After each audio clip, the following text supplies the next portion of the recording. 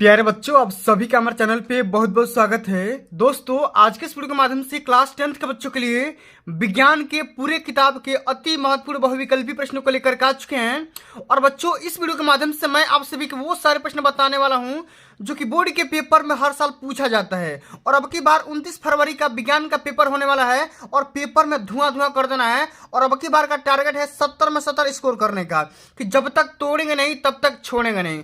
अरे रख हौसला वो मंजर भी आएगा, रख हौसला वो मंजर भी आएगा, प्यासे के पास चलकर समंदर भी आएगा।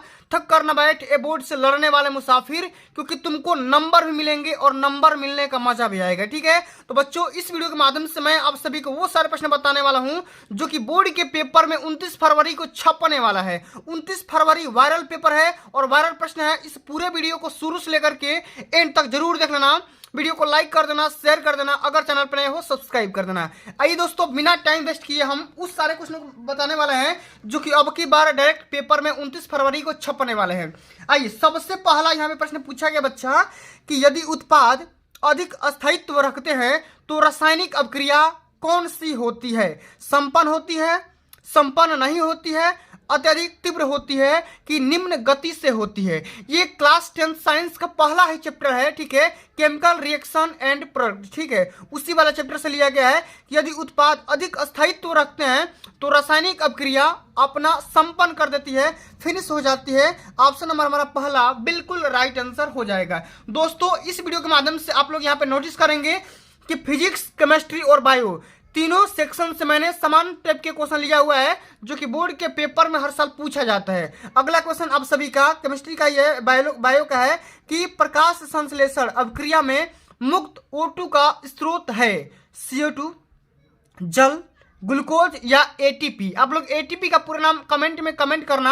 और यहाँ पे प्रकाश संश्लेषण अभिक्रिया में मुक्त OTP जो ऑक्सीजन होता है उसका स्रोत है जल। ठीक है, क्योंकि आप सभी से जल के माध्यम से ही आप सभी का ऑक्सीजन गैस यहाँ पे मिलती है। क्योंकि आप सभी को पता होगा कि जल में यहाँ पे जो भी आप सभी का इलेक्ट्रॉन प्रोटॉन होते हैं या जो भी आपका घटक होता है H2O का होता है। ठीक है, तो यहाँ पे ऑक्सीजन यहाँ से मिल जाएगा।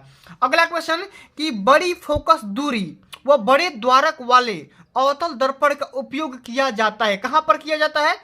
कारों की हेडलाइट में, दाढ़ी बनाने में, रेलवे इंजन में, या इनमें से कोई नहीं। तो बड़ी फोकस दूरी वाले और बड़ा द्वारक वाले अवतल लेंस का या अवतल दर्पण का उपयोग हम करेंगे दाढ़ी बनाने में। ठीक है, दाढ़ी बनाने में। सेकंड ऑप्शन राइट आंसर होगा। अगला क्वेश्चन ये पूछा जा रहा है कि निम्नलिखित में कौन सा अधिक ऋणात्मक तत्व है? ठीक है, आयोडीन, सोडियम, ब्रोमीन या मैग्नीशियम? तो अधिक ऋणात्मक तत्व हो जाएगा आप सभी का ब्रोमीन हो जाएगा। तीसरा ऑप्शन यहाँ पे बिल्कुल करेक्ट आंसर होगा। ठीक है, चलो अगला क्वेश्चन ये पूछा गया बच्चा कि रुधिर का थक्का बनाने के लिए आवश्यक होता है सोडियम क्लोराइड, थ्रोम्बिन, पोटेशियम या कैल्शियम? तो जो ब्लड का थक्का बनाने के लिए सबसे जो नेसेसरी जो चीज होता है ना दोस्तों, वो कैल्शियम को माना जाता है। ठीक है, कैल्शियम इसका राइट आंसर होगा। ठीक है, इस बात को ध्यान में रखना। अगला क्वेश्चन फिजिक्स का क्वेश्चन है कि 1 किलोवाट घंटे में जूल की संख्या कितनी होती है? 3600 जूल, 36 गुणे 10 की पावर 3, ठीक है, जूल, या 3.6 into 10 to the power 5 joule, या 3.6 into 10 to the power 6 joule हो जाएगा। ठीक है, तो 1 घंटा में या 1 किलोवाट घंटे में जो जूल की संख्या होती है वो 3.6 इंटू 10 टू द पावर 6 यहाँ पे क्या हो जाएगा? आंसर हो जाएगा, जूल होगा। अगला क्वेश्चन ये पूछा गया है कि मास्टर ग्रंथि है, मास्टर ग्रंथि कौन सी मानी जाती है बताना है? थायराइड को, एड्रिनल को, पीयूष को या पिनियक काय को? ठीक है, तो मास्टर ग्रंथि पीयूष ग्रंथि को माना जाता है, पिट्यूटरी ग्लैंड को माना जाता है। ऑप्शन नंबर यहाँ पे डी बिल्कुल राइट आंसर होगा। ठीक है, अगला क्वेश्चन समझते हैं। अगला क्वेश्चन आप सभी का ये पूछा जा रहा है कि निम्न में से कौन सी धातु अम्ल से हाइड्रोजन विस्थापित करती है? Very very most important question है, कई बार बोर्ड के पेपर में आ चुका है, इसलिए क्वेश्चन को ध्यान से देखना। जितना क्वेश्चन बता रहा हूं बड़ी की हार्ड मेहनत के साथ, कड़ी मेहनत से मैं आप सभी को ये सारे के सारे MCQ बता रहा हूं। ठीक है, तो इस क्वेश्चन को तैयार कर लेना और अब की बार का टारगेट पूरा करना। ठीक है, तो निम्न में से कौन सी धातु अम्ल से हाइड्रोजन H2 गैस विस्थापित करती है? मैग्नीशियम, कॉपर या PT, प्लेटिनम या Hg का मतलब होता है मरकरी? तो इसमें से कौन सी ऐसी धातु है जो अम्ल से क्रिया करके हाइड्रोजन को विस्थापित कर देती है, साइड कर देती है? इसमें हो जाएगा मैग्नीशियम होगा। ठीक है, ऑप्शन नंबर पहला इसका राइट आंसर होगा। अगला क्वेश्चन कि मानव के दांत किस प्रकार के होते हैं? गर्त दंती, विषम दंती, द्विबार दंती या ये सभी। तो इन तमाम प्रकार के दांतों का प्रकार होता है, 3 प्रकार के दांत होते हैं। चौथा ऑप्शन हमारा राइट आंसर होगा। ठीक है, चलिए अगला क्वेश्चन ये पूछा गया है कि जब प्रकाश की किरण जल से कांच में प्रवेश करती है तो वह मुड़ जाती है। अच्छा, जब मुड़ती है तो किस साइड मुड़ती है आपको बताना है, अविलंब की ओर या अविलंब से दूर हो जाती है, कि न अविलंब की ओर मुड़ती है न अविलंब से दूर होती है, या इनमें से कोई नहीं। तो आपको बताना है कि जब प्रकाश की जो किरण होती है, रेज आती है, कांच में जब प्रवेश करेगी तो क्या उसके में घटना होगी आपको बताना है। तो वह अविलंब से दूर हो जाती है। ठीक है, जब कांच से, ठीक है सॉरी, जब जल से कांच में जाएगा, यानी कि विरल माध्यम से जब सघन माध्यम में जाएगा तो अविलंब से दूर होगा। ठीक है, और जब सघन माध्यम से विरल माध्यम में जाएगा तो अविलंब के नजदीक हो जाएगा। ठीक है, इस दोनों घटना को याद रखना है, 2 कंडीशन होता है इसका। अगला क्वेश्चन ये पूछा गया है कि निम्न में से कौन सा तत्व अधिक धन विद्युतीय है। ठीक है, पॉजिटिव ज्यादा है, सोडियम, पोटेशियम, मैग्नीशियम या फ्लोरीन। ठीक है, तो इसका क्या होगा, पोटेशियम हो जाएगा, के इसका राइट आंसर होगा। ठीक है, चलिए अगला क्वेश्चन ये पूछा गया है कि लाल रुधिराणुओं का जीवन काल कितना दिन तक होता है, ये आपको बताना है। 120 दिन, 100 दिन, 110 दिन, इनमें से कोई नहीं। तो जो आरबीसी होता है ना दोस्तों, उसका जो टाइम पीरियड होता है 120 दिन तक जिंदा रहते हैं। अगला क्वेश्चन कि बिजली के बल्ब में फिलामेंट होता है, किस चीज का बना होता है, ये आपको बताना है। टंगस्टन का, लोहे का, तांबे का या पीतल का। तो बिजली का जो बल्ब का जो फिलामेंट होता है दोस्तों, वो टंगस्टन का बना होता है, टीजी का बना होता है, ये आपको बताना है। ठीक है, कई बार बोर्ड के पेपर में आ चुका है। अगला क्वेश्चन कि मनुष्य के मस्तिष्क में पाई जाने वाली अंतःस्रावी ग्रंथि कौन सी है, थायराइड, अधिवृक्क, पीयूष या थाइमस। तो मनुष्य के मस्तिष्क में पाई जाने वाली अंत ग्रंथि का नाम है पीयूष ग्रंथि। चौथा ऑप्शन हमारा बिल्कुल करेक्ट आंसर हो जाएगा। ठीक है, चलिए अगला क्वेश्चन बच्चों यहाँ पे ये पूछा जा रहा है कि ऐसी कौन सी धातु है जिसका प्रयोग बल्ब के फिलामेंट तंतु बनाने में किया जाता है।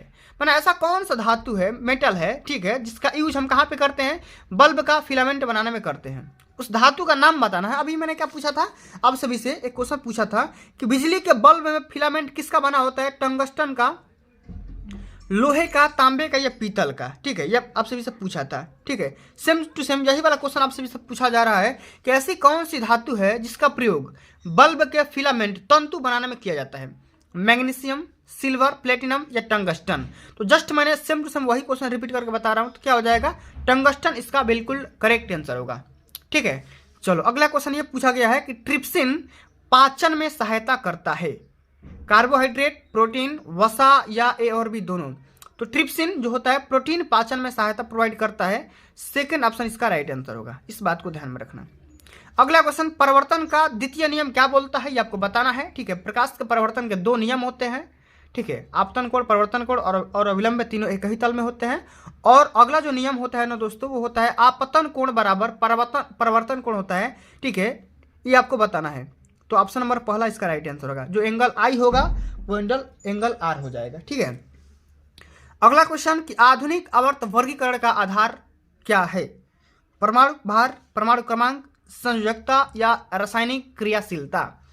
तो आधुनिक आवर्त वर्गीकरण का जो आधार माना जाता है, बेस माना जाता है, उसको हम परमाणु क्रमांक को मानते हैं। यानी कि हम परमाणु क्रमांक के माध्यम से किसी भी परमाणु का, ठीक है, किसी भी तत्व का आप उसके चारों चीज के माने सभी चीज के बारे में बता सकते हैं। ठीक है, अगला क्वेश्चन ये पूछा गया है कि निम्नलिखित में से कौन सी रुधिर कणिकाएं शरीर में आए हुए हानिकारक जीवाणुओं को नष्ट कर देती है, श्वेत रुधिर कणिकाएं यानी कि WBC, लाल रुधिर कणिकाएं यानी कि RBC, प्लेटलेट्स या हीमोग्लोबिन। ठीक है, तो इसमें क्या होगा, ऐसी कौन सी रुधिर कणिकाएं हैं जो कि शरीर में हानिकारक जीवाणु को नष्ट करती है, वो करती है श्वेत रुधिर कणिकाएं यानी कि WBC कर देती है। ठीक है, व्हाइट ब्लड कार्पसेल्स उसको बोला जाता है। अगला क्वेश्चन ये पूछा जा रहा है कि विद्युत बल्ब के चपड़े पर लगे टांके होते हैं, जस्ते के, कापर के, पीतल के, इनमें से कोई नहीं। तो विद्युत बल्ब के चपड़े पर जो टांका लगा होता है, ठीक है, कांटे लगे होते हैं, वो जस्ते के लगे होते हैं, इस बात को ध्यान में रखना है। ऑप्शन नंबर पहला इसका राइट आंसर होगा। अगला क्वेश्चन ये पूछा गया बच्चा कि पीयूष ग्रंथि पाई जाती है। ठीक है, पीयूष ग्रंथि पाई जाती है, कहां पर पाई जाती है आपको बताना है, मस्तिष्क के अधर तल पर, सेरेब्रम पर या सेरेबेलम पर या मस्तिष्क के पृष्ठ पर। तो पीयूष ग्रंथि मस्तिष्क के अधर तल पर पाई जाती है, ऑप्शन नंबर पहला इसका राइट आंसर हो जाएगा। तो दोस्तों आज के लिए बस इतना ही। अगर ये वीडियो आप सभी को अच्छी लगी होगी, हेल्पफुल लगी होगी, तो वीडियो को एक प्यारा सा लाइक पहुंचा देना, वीडियो को ज़्यादा से ज़्यादा शेयर करना, और अभी तक आप मेरे चैनल पे नए हैं तो चैनल को भी सब्सक्राइब कर देना। जल्द मिलते हैं अगली वीडियो में, तब तक के लिए जय हिंद, जय भारत, वंदे।